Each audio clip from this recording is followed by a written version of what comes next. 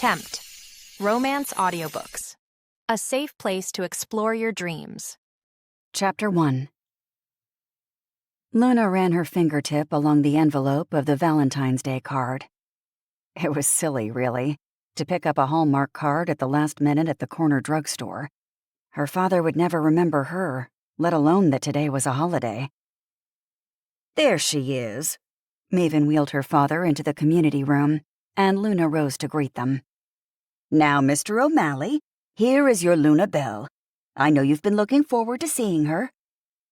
"Hi, Daddy." His hands shook in his lap, and his eyes registered no life. They were flat, distant, and still yellowed from years of alcohol abuse. Perhaps he'd never get rid of the whiskey's effects. As she moved closer to him, the scent of cotton, mixed with his usual stale, sour smell, invaded her space. His gaze lifted to her, and he cocked his head in question. "It's me, Luna Belle." Every meeting with him began this way. Surely someday this pattern would cease to roil that hollow pit in her stomach. Maven gave her a small smile. "Now you two have a nice visit." She leaned down to talk in her father's ear. "Mr. O'Malley, one of your daughters is getting married today. I'm sure Luna is here to tell you all about it." "It's Star who's getting married, Daddy. Katarina." Her sister didn't seem to mind which name Luna shared with him anymore. Star, her stage name, or Katarina, her birth name. Either way, she'd be Mrs. Nathan Baldwin in a few hours. Luna pulled a chair up next to him and tentatively put her hand on his forearm. He flinched a little, so she resettled her hands on the card. "I brought you something." She placed the valentine in his shaky fingers. "You sure are pretty. Who?" His speech hadn't gotten any better either. He still fumbled his R's. "I'm Luna. Star and Phoenix are your other daughters. Star is marrying a wonderful man, Nathan. You'd like him." Nathan was more than wonderful, and her sister deserved such a great guy after all she'd been through in the last year. "You remind me," he raised a bony finger. "A girl I knew. Carragh." Prickles went off in her throat. "That was Mom." His brow furrowed under a few greasy strands of hair. "Oh, Carragh was a sight to behold." "I know." Luna could recall her long red hair and soft hands, though it was getting harder each year to call up her mother's face in her mind. She tried to think of her often, just so she could keep those wispy images from fading anymore. "I got to meet her later." "Tell her Happy Valentine's Day." Reminding him her mother died 19 years ago would be moot. Luna's phone went off in her purse. Probably Phoenix wondering where she was, with Star's requested bagels and cream cheese. Breakfast of champions, right?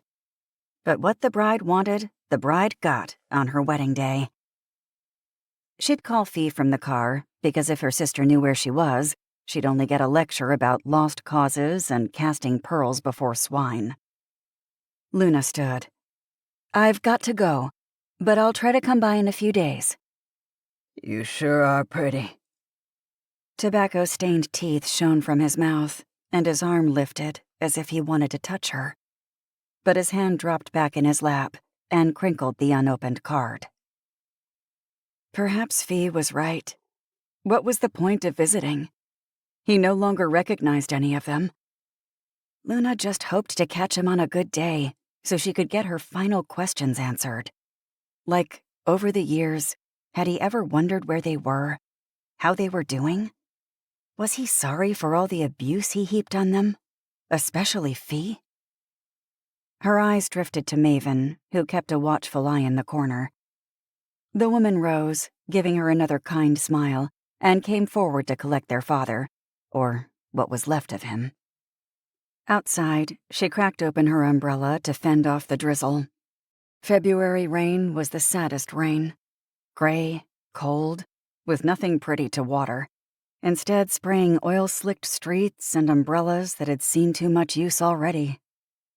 At least bad weather on a wedding day meant good luck for the couple, and Lord knew Star and Nathan deserved every happiness. Her tennies squeaked against the wet pavement as she hurried back to where she'd parked her car. A black limousine idled across the street. Her heart hitched. Today was Valentine's Day, and a Saturday. 1,000 limos could be on Baltimore's streets today as romantic paramours tried to impress their dates. It didn't have to be his.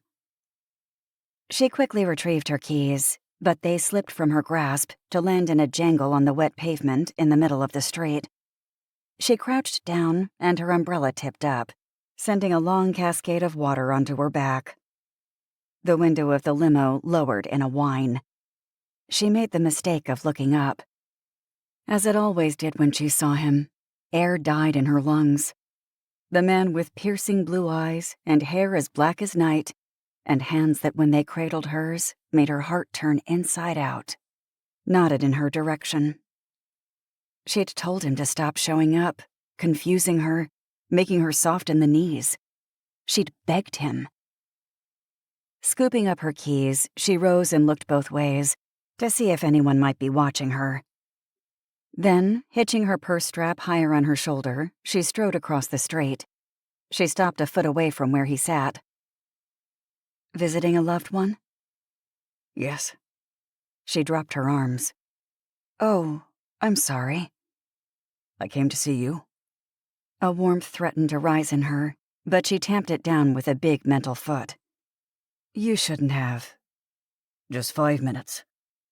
His door cracked open and stilled her heart, and every other part of her.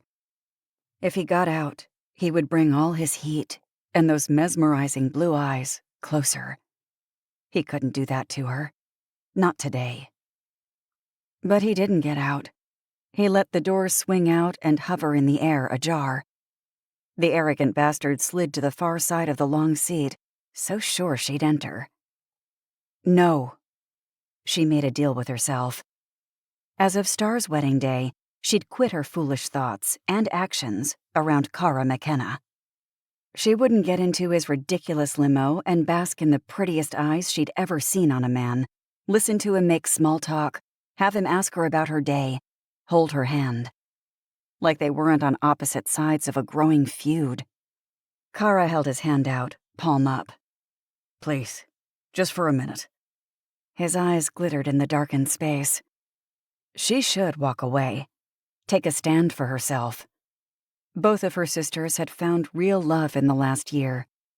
Luna wanted that kind of love, the kind that protected your heart, not the kind that had you sneak around with a man who was inheriting a mob family legacy. But the idling of the limo, tires on wet pavement on the street behind her, even the gray exhaust floating in the air behind the car were too loud in her ears. It made it hard to think. Time to stop this torture. She closed her umbrella and got in with him. Smooth black leather slid under her fingers.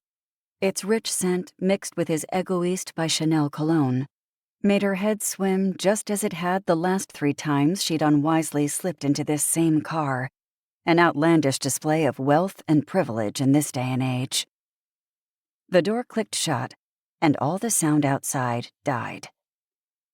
His beard was rough, and fatigue shone in his eyes. It tugged at something in her heart, which was absurd.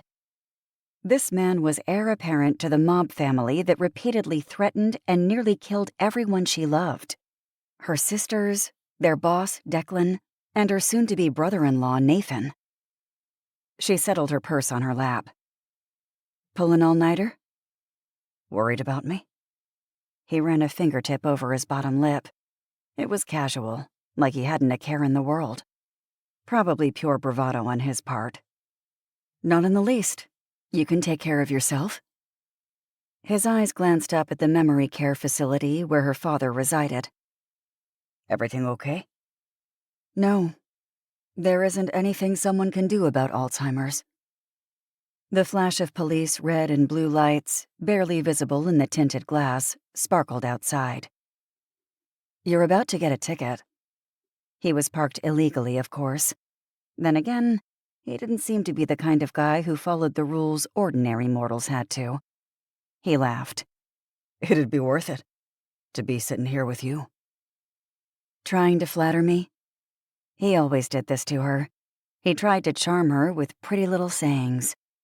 She'd heard every line under the blessed sun. Men who came to watch her dance would wait for her by Shakedown's exit, their eyes filled with hope that somehow she'd return their interest. Carragh smiled at her. Petra? The driver, who'd barely moved when she got in, turned his face in profile. Petra was an older, distinguished gentleman who looked like a grandfather, or the type she'd always wanted, and not someone who was witness to all Carragh did with his women in the back seat. Petra lowered his car window, stuck his arm out, and gestured for the cop to move along with 2 fingers. The lights died, and the cop drove by. She glared at Carragh. "I'm not impressed." Wasn't trying to impress you. "What are you trying to do? Destroy her sanity?" Can I drop you at your sister's wedding? She slowly shook her head. "You shouldn't know about that, Carragh. Or care." Why wouldn't I? It's a big day. "It is." Today didn't get any bigger, and she wouldn't let him pull any more information out of her as he'd done so easily before. Please, send my best wishes to your sister and Nathan for their wedding day. He reached down to the floorboard and lifted a small box wrapped in white glossy paper and a white-ribbed ribbon. The wrapping was classier than she'd expected from a man who'd likely sent people to the bottom of the Patapsco River a time or 2, or 100. She didn't take the offering. "They have enough blenders." Good. Then this'll be something better. He placed it in her lap, and the movement pulled his shirt collar away, bared the red spike of a tattoo on his neck. She'd often wondered what the full image depicted. "Thank you, but..." His hand descended on hers. His thumb caressed her skin, slowly, lightly. 100 messages could be delivered in such a small movement. Care, interest, lust, ownership. She didn't have time to decipher them. Can't, shouldn't, won't. They were good words to utter at that moment. Instead, she sat there, barely remembering why she got into the limo to begin with. Oh, right. To end things. He leaned toward her, unfairly bringing his scent closer, along with his blue eyes that seemed to read every secret she harbored. He lingered inches from her for a long minute. A kiss for the bride? You can deliver it for me. No. There wouldn't be a time when he could ever kiss her. If he did, well, she couldn't think about that possibility. You want me to? She did, desperately. Without ever having touched his full lips, she already knew what he could do with them. First, if given permission, he wouldn't hesitate. He'd feast on her mouth, a full takeover, and she'd go willingly once he breached that intimacy. This, she waved her hand between herself and him. Attraction has to stop. We can't. I won't put my sisters in any more danger. You and your sisters are in no danger from me. And the rest of your family? Well, listen to what I say. Is that what Rourke did? The man had held a gun to Star's head, beat up Nathan, went after Declan and Phoenix together, repeatedly harassed them all. He's not getting out for a while.